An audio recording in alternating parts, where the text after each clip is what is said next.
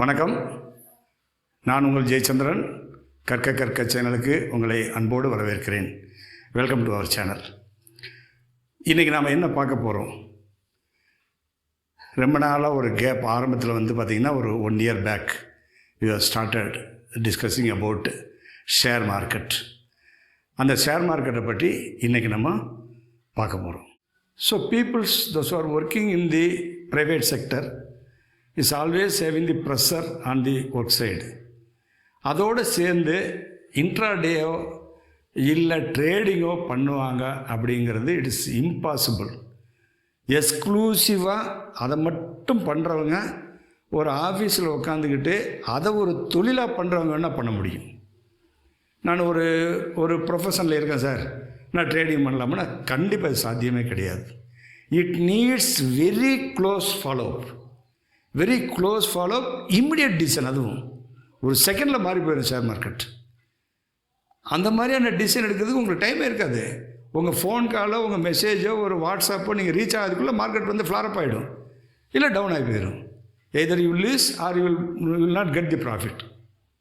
ஒன்றா இன்வெஸ்ட் பண்ணியிருந்தீங்கன்னா லூஸ் பண்ணியிருப்பீங்க டவுனில் போகும்போது. ஆனால் இன்வெஸ்ட் பண்ண நினச்சது நீங்கள் வாங்குறதுக்கு முன்னாடி மேலே போயிருந்துருக்கும். Still you love the share, நீங்கள் அப்பள போய் வாங்கிடுவீங்க. ஸோ இந்த மாதிரியான ஒரு சிச்சுவேஷன் வர்றதுக்கு வாய்ப்பு இருக்குது. அப்போ நான் ஷேர் மார்க்கெட் பக்கமே போகக்கூடாதா சொன்னால் இல்லை, தட்ஸ் நாட் மை ஆர்கியூமெண்ட். இந்த மாதிரி பார்ட் டைமாக பண்ணுறவங்களுக்கு ஒரு சில ஐடியாஸ் கொடுக்கணும் அப்படிங்கிறது தான் என்னுடைய ஐடியா. பிஸ்னஸ் பண்ணுறவங்கள விட்டுருங்க, let us not bother about them. Quick money making பீப்புள்ஸை விட்டுருங்க. நம்ம I want a second source of income அப்படிங்கிறது நிறைய பேருக்கு ஒரு ஆசை இருக்கும். செகண்ட் சோர்ஸ் ஆஃப் இன்கம்ங்கிறது என்ன? I need not go and attend the work, ஆனால் எனக்கு ஒரு இன்கம் வந்துட்டுருக்கணும் அப்படிங்கிற ஆசை நிறைய பேருக்கு இருக்கும். இந்த மாதிரி செகண்ட் சோர்ஸ் ஆஃப் இன்கம்மை க்ரியேட் பண்ணணும் அப்படின்னா இம்மீடியட்டாக உங்களால் செகண்ட் சோர்ஸ் நீங்கள் நினைக்கிற மாதிரி ஒரு 50,000 போய் இன்வெஸ்ட் பண்ணேன், அதில் ஒரு 5,000 rupees அடுத்த மாதம் வந்துடும் அப்படின்னா வராது கண்டிப்பாக. It needs a long gestation period. At least 1 year you will have to go on investing. Then second year revive பண்ணிவிட்டு அந்த நம்ம வச்சுருக்க ஸ்டாக்கெல்லாம் ஓகேயான்னு பார்த்துட்டு then you will have to take a decision. இப்படி ஒரு சிஸ்டத்துக்கு போகிறதுக்கு தான் இன்றைக்கி நான் உங்களுக்கு எக்ஸ்பிளைன் பண்ண போகிறேன். ஸோ வீடியோக்குள்ளே போகிறதுக்கு முன்னாடி சப்ஸ்கிரைப் பண்ணாதவங்க சப்ஸ்கிரைப் பண்ணிக்கங்க, பெல் பட்டனை ப்ரெஸ் பண்ணுங்கள், உங்களுக்கு நோட்டிஃபிகேஷன் வந்து சேரும். ஏற்கனவே பேசியிருக்கோம் இன்வெஸ்ட்மெண்ட்.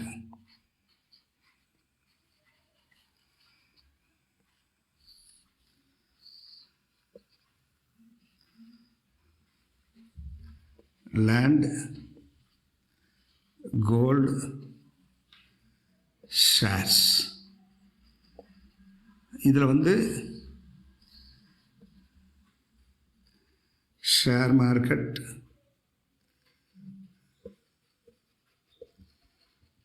பேங்க்கு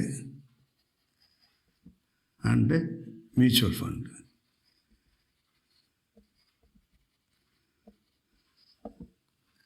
இந்த ஷேர் மார்க்கெட்டில் பார்த்திங்கன்னா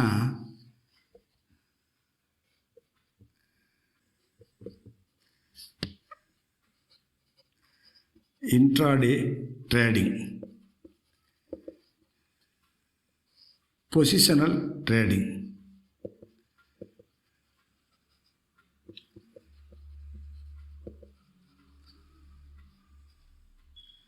ஷார்ட் டேர்ம் இன்வெஸ்ட்மெண்ட்,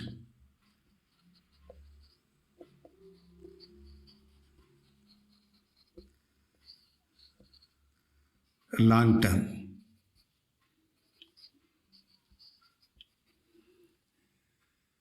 இது இல்லாமல் இன்னொரு செக்டர் இருக்குது, F&O,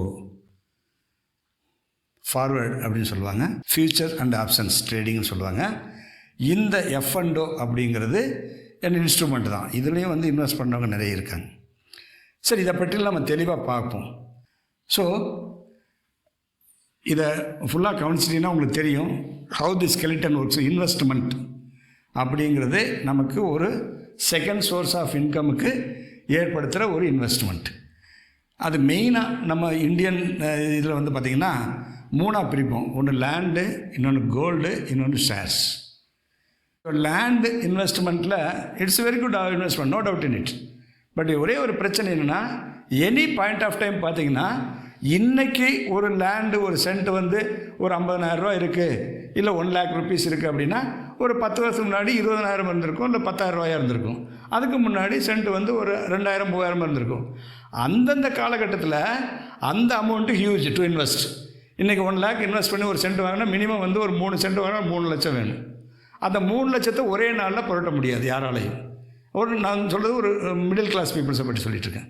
அப்போ என்ன பண்ணலாம், இந்த இன்வெஸ்ட்மெண்ட் இல்லாதனால நம்ம லேண்டு வாங்குறத தள்ளி போட்டே போயிட்டுருக்கோம், சேவிங்ஸும் பண்ண மாட்டோம்.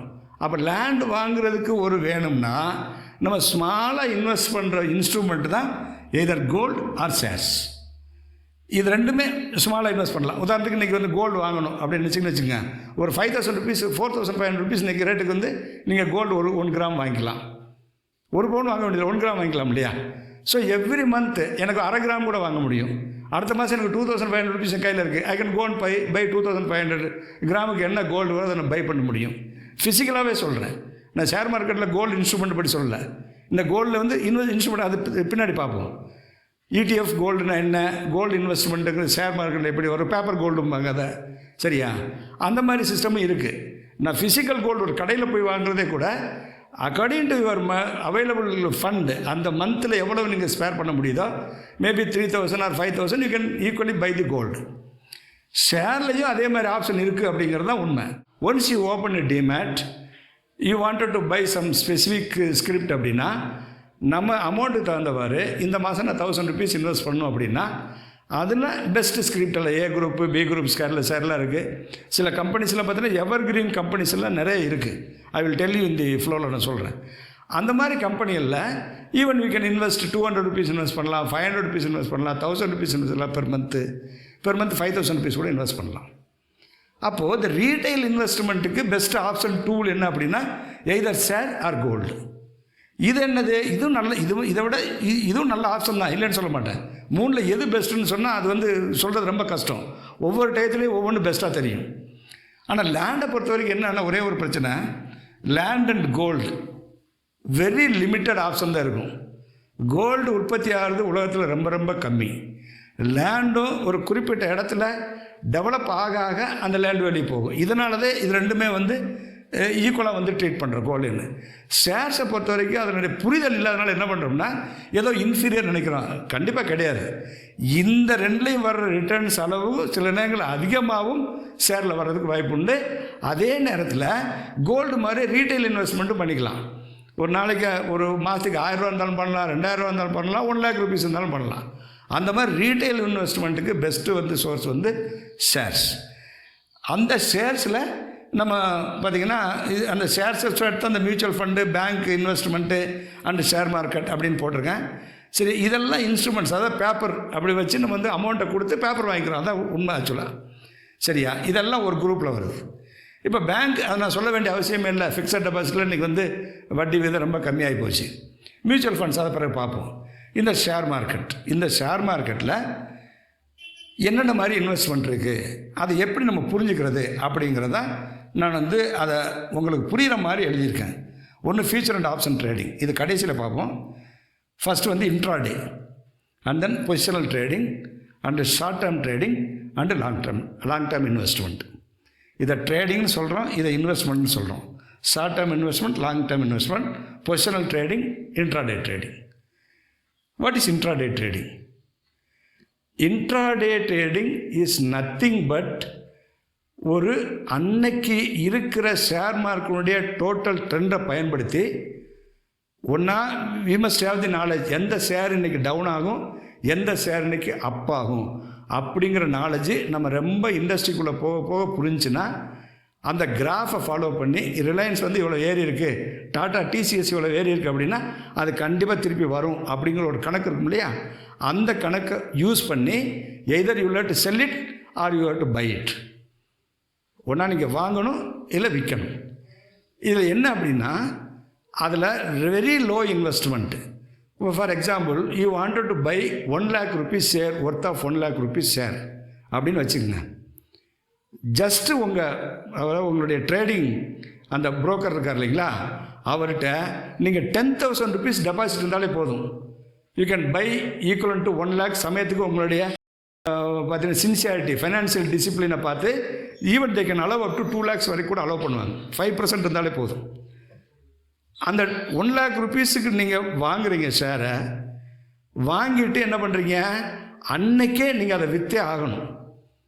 For example, you bought some 100 shares, ஒரு 100 ஷேர் ஒரு குறிப்பிட்ட வேல்யூக்கு வாங்கிட்டீங்க. It was costing around 10,000 rupees. இதே மாதிரி ஒரு 5 கம்பெனி சூஸ் பண்ணுறீங்க. 50,000 rupees நீங்கள் ஷேர் வாங்கிட்டீங்க. ஒன்று பை பண்ணியிருக்கீங்க, இன்னொன்று செல் பண்ணியிருக்கீங்க. Transaction can be taken place on both side. Either you can sell it or you can by it.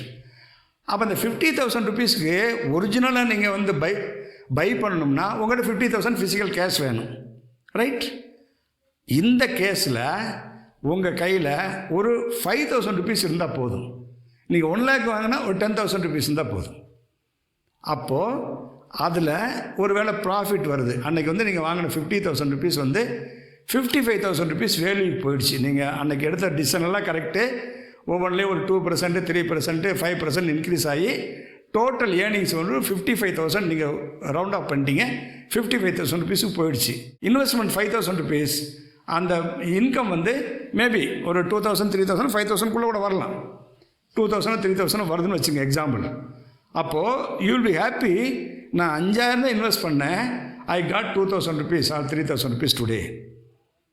ஏன்னா அன்றைக்கே ஸ்கொயர் அப் ஆகணும். சரி, ஆன் தி அதர்வைஸ் நீங்கள் யோசிச்சு பாருங்கள். Suppose you bought the shares for 50,000 rupees value.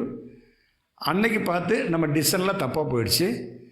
Close ஆகிற டயத்தில் நீங்கள் வெயிட் பண்ணுறீங்க, ஃப்ளாரப் ஆகவே இல்லை. It has come down to 48,000 rupees or 47,000 rupees. கண்டிப்பாக அன்னைக்கு ஸ்கொயர் ஆஃப் பண்ணிடுவோம். கண்டிப்பாக அன்றைக்கி ஸ்கொயர் ஆஃப் பண்ணிடுவேன். அதுதான் இன்ட்ராடேங்கிறது. பை பண்ணும்போதே கேட்பான், சார் இன்ட்ராடேயா பொசிஷனெல்லாம் கேட்பான். நீங்கள் இன்ட்ராடேன்னு சொல்லிட்டீங்கன்னா அன்றைக்கே ஸ்கொயர் அப் பண்ணி ஆகணும். அப்போ அன்றைக்கே ஸ்கொயர் அப் பண்ணும்போது you must do it, you must by it or you must sell it. அன்றைக்கி வாங்கினதை விற்கணும், விற்றதை வாங்கணும். அப்போ அன்றைக்கி நெட்டாக வந்து நீங்கள் 47,000 உங்கள் ஒர்த் இருக்குது. நீங்கள் எல்லாத்தையும் ஸ்கொயர் அப் பண்ணிங்கன்னா you last 3,000 rupees that day itself. இதுதான் இதில் இருக்க ரிஸ்க்கு. நம்ம கால்குலேஷன்ஸ் கரெக்டாக போனால் சில நேரங்களில் வரும், அபரிமிதமாக கூட வரும். நம்ம கால்குலேஷன் ராங்காக போனால் அபரிமிதமாக கூட போகும். ஸோ அப்போ என்னென்னா இதில் என்ன நமக்கு வந்து புரிய வேண்டிய விஷயம் என்னென்னா, அன்னைக்கே நம்ம ஸ்கொயர் அப் பண்ணுறதுனால நிறைய பேர் இதை வந்து என்ன பண்ணிடுவாங்கன்னா சூதாட்டம்ன்றாங்க. No, it is not like that. அதுக்கு ஒரு வழி இருக்குது. நான் ஒரு எக்ஸாம்பிள் சொல்கிறேன். நீங்கள் 5,000 rupees போடுறீங்க. எவ்வளவு லாஸ் நீங்கள் பேர் பண்ணலான்னு நினைக்கிறீங்க அப்படின்னா 1,000 rupees லாஸ் நான் பேர் பண்ணலாம் அப்படின்னு நினச்சிங்கன்னா you can put stop loss. Stop லாஸ்னால் என்ன? இப்போ நீங்கள் ஒரு 100 rupeesக்கு ஒரு ஷேர் வாங்கியிருக்கீங்கன்னு சொல்லியிருக்கீங்க. அந்த 100 rupees ஷேரு 98 rupees வந்துருச்சுன்னா ஸ்கொயர் அப் பண்ணிடுங்க அப்படின்னு நீங்கள் பை பண்ணும்போது you must give stop loss. அப்படின்னு என்ன அர்த்தம்? இந்த ஷேர் 98 rupeesக்கு கீழே போயிடுச்சுன்னா உங்கள் ஆர்டரு 98ல் ஸ்கொயர் அப் ஆகிடும். நீங்கள் செல் பண்ணியிருக்கீங்க, 100 rupeesக்கு செல் பண்ணியிருக்கீங்க, கீழே போகுன்ட்டு அந்த ஷேர் மேலே போயிடுச்சு. அங்கேயும் நீங்கள் வந்து பை அட் 102, இங்கே ஸ்டாப் லாஸு, அங்கே பை அட் 102. நீங்கள் செல் பண்ணியிருக்கீங்களா, அப்போ பை பண்ணணும், அப்போ தானே ஸ்கொயர் அப் ஆகும். அப்போ நீங்கள் 102க்கு என்ன பண்ணணும்? பை 100 shares at 102 அப்படின்னு போட்டு வைக்கணும். இந்த ஸ்டாப் லாஸும் போடணும், பை ஆர்டர்ஸும் போட்டு வைக்கணும். இந்த இரண்டும் நீங்கள் கரெக்டாக ஃபாலோ பண்ணிங்கன்னா உங்களுக்கு நஷ்டம் வரும்போது அது கம்மியாக வரும். ஒருவேளை நீங்கள் ஸ்டாப் லாஸ் போடலைன்னா some places what will happen, ஏதாவது ஒரு ஸ்கிரிப்ட் எங்கேயாவது சொல்லுவாங்க, பனைமரத்தில் தேல் கொட்டினா தென்னை மரத்தில் நெறி கட்டும்பாங்க. இது எப்படின்னா, உலகத்தில் எங்கேயோ ஒரு இடத்துல ஒரு இன்சிடென்ட் நடந்திருக்கும். அந்த இன்சிடெண்ட்டுக்கு ஏற்ற மாதிரி இந்த ஷேர் மார்க்கெட் ரிஃப்ளெக்ட் ஆகும், அது பிஹேவ் பண்ணும். அது நமக்கு தெரியாது. எப்போ தெரியும்? நம்ம நியூஸை பார்த்து அந்த நியூஸில் படிக்கும்போது தெரியும், ஓ இப்படி நடந்திருக்கு, அதனால தான் ஷேர் மார்க்கெட் விழுந்துக்கணும்னு நம்ம தெரிஞ்சுக்கலாம். ஆனால் அந்த அப்டேட்டுங்கிறது பார்த்திங்கன்னா very very very difficult to follow. அதனால தான் இன்ட்ராடேயில் வந்து எதுக்கு விழுகுது எதுக்கு ஏறுதுன்னு சொல்லவே முடியாமல் சில பிரச்சனைலாம் இருக்குது. சில கம்பெனிஸ் இருக்குது, திடீர்னு காலையில் என்ன பண்ணுவாங்கன்னா ஒரு அனௌன்ஸ்மெண்ட் கொடுத்துருப்பாங்க. என்ன அனௌன்ஸ்மெண்ட் கொடுத்துருப்பாங்க? அதாவது ஸ்டாக் எக்ஸ்சேஞ்சுக்கு ஒரு அனௌன்ஸ்மெண்ட் கொடுத்துருப்பான். We are going to issue right shares to the share holders at the rate will be decided later அப்படின்னு ஒரு ஷேர் மார்க்கெட்டு ஒரு இன்ஃபர்மேஷன் கொடுத்துருப்பான். யார் அந்த போர்டு டைரக்டர்ஸ் ஆஃப் போர்டுலேருந்து ஒரு ரிசர்வேஷன் பாயிண்ட் போய் இன்ஃபர்மேஷன் கொடுத்துருப்பான். இந்த இன்ஃபர்மேஷன் ரீச் ஆகணும்னா அந்த ஷேர் வந்து உடனே 50 ரூபீஸ் மேலே போயிருக்கும், நமக்கு தெரியாது. ஸோ இந்த மாதிரியான ஒரு இன்சிடெண்ட்னால், இந்த மாதிரியான ஒரு ஆக்ஷன்ஸ்னால் இந்த ஷேர்ஸ், குறிப்பிட்ட ஷேர்ஸ் மேலே போகிறதும் கீழே வர்றதும் டெய்லி நடந்துகிட்ருக்கும். சில குறிப்பிட்ட ஷேர்ஸ் இவங்க அந்த கைடன்ஸ் கொடுக்குறவங்க எல்லாருமே என்ன பண்ணுவாங்கன்னா, கண்டிப்பாக அவங்களுக்கு ஒரு ஸ்டாப் லாஸ் கொடுப்பாங்க. அதை ஸ்ட்ரிக்டாக ஃபாலோ பண்ணிங்கன்னா யூ வில் எஸ்கேப். ஓகேயா? அதர்வைஸ் டெஃபினெட்லி நம்ம வந்து இன்றைக்கி 5000 ரூபா லாபம் இருந்துச்சுன்னு நினச்சோம்னா அடுத்த நாள் ஒரு 10,000 ரூபா நஷ்டம் வர்றதுக்கு வாய்ப்பு இருக்குன்னு நம்ம நினச்சி நம்ம விளையாடணும்.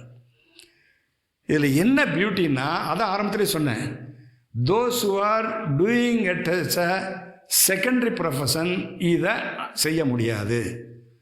அதனால தான் இன்ட்ராடே பண்ணுறவங்க முழு நேர வேலையாக செய்கிறதாக இருந்தால், நம்மிடத்தில் சரியான இன்வெஸ்ட்மெண்ட் இருந்துச்சுன்னா இதை ஒரு பிஸ்னஸாக செய்ய போகிறேன் அப்படின்னு நினச்சா வேணுன்னா you let to go for பார்த்திங்கன்னா ஒரு கம்ப்ளீட் த்ரூ அவுட் ஸ்டடி போயிட்டு ஒரு 2 இயர்ஸ் நல்லா ரிலாக்ஸ் பண்ணிக்கிட்டு அதுக்கு பிறகு வேணால் நீங்கள் இதை ஃபுல் ப்ரொஃபஷனாக முழு நேர வேலையாக செய்கிறதா இருந்தால் செய்யலாம். தயவுசெய்து பார்ட் டைமாக ஆன் தி வே போகிறப்ப நான் இதையே வந்து பார்ட் டைமாக பண்ண போகிறேன் அப்படின்னா இன்னொரு விஷயம் சொல்கிறேன். நீங்கள் எந்த ஷேர் மார்க்கெட்டில் நீங்கள் இன்ட்ராடேக்கு போனாலும் 24/7 365 டேஸ் நீங்கள் அட்டென்டிவாக இருக்கணும். 365 நாள் நீங்கள் அட்டென்டிவாக இருக்கணும். அந்த 365 நாள் டெய்லி நீங்கள் ட்ரேட் பண்ணணும். அப்படி என்றைக்கெல்லாம் மார்க்கெட் இருக்கோ அன்றைக்கெல்லாம் ட்ரேட் பண்ணணும். நீங்கள் என்றைக்கு ட்ரேட் பண்ணலையோ அன்றைக்கி தான் நீங்கள் நினச்ச மாதிரி போயிருக்கும், அதுக்கு ஒன்றும் பண்ண முடியாது. ஸோ அந்த மாதிரியான பிரச்சனைகள் இருக்கிறதுனால இந்த ப்ரொஃபஷனலாக செய்கிறவங்களுக்கு மட்டும்தான் இன்ட்ராடே. மற்றவங்களுக்கு என்ன மாதிரி ஆப்ஷன் இருக்குதுன்னு நம்ம அடுத்த வீடியோவில் பார்ப்போம். இந்த இன்ட்ராடே புரிஞ்சிருக்குன்னு நினைக்கிறேன். இதில் இன்னும் இருக்குது, கொஞ்சம் இன்னும் விஷயங்கள் இருக்குது. அடுத்த கிளாஸில் வரும்போது கிளாரிஃபை பண்ணிட்டு நெக்ஸ்ட்டு அதை பார்த்திங்கன்னா பொசிஷனல் ட்ரேடிங் என்ன, ஷார்ட் டைம் ட்ரேடிங் என்ன அடுத்த கிளாஸில் பார்ப்போம். திரைக்கடல் ஓடியும் திரவியம் தேடு, நம்மளுடைய பழமொழி இருக்குது ஏற்கனவே. பொருள் சேர்ப்பது என்பது நம்ம மூதாதையர்கள் வந்து ஒரு சாதாரணமாக செய்யலை. ரொம்ப வெளிநாடுகளுக்கெல்லாம் தமிழர்கள் இன்றைக்கி இருக்கிறாங்கன்னா நம்மளுடைய பாரம்பரியத்தின் மூலமாக தான் வெளிநாடுக்கு போய் அவங்க அந்த காலத்திலே வியாபாரம் பண்ணியிருக்காங்க. ஸோ திரவியம் தேடுவது, பொருள் தேடுவது தவறொன்றும் இல்லை. நாம் எங்கேயும் பிரார்த்தனை சிக்காமல் தேடுறது மிக உசிதம். ஓகே, அடுத்த வீடியோவில் இன்னும் பல விஷயங்களை பற்றி பேச போகிறோம். அதுவரை உங்களிடமிருந்து வணக்கம் கூறி விடைபெறுவது உங்கள் ஜெயச்சந்திரன். நன்றி, வணக்கம். Thank you very much.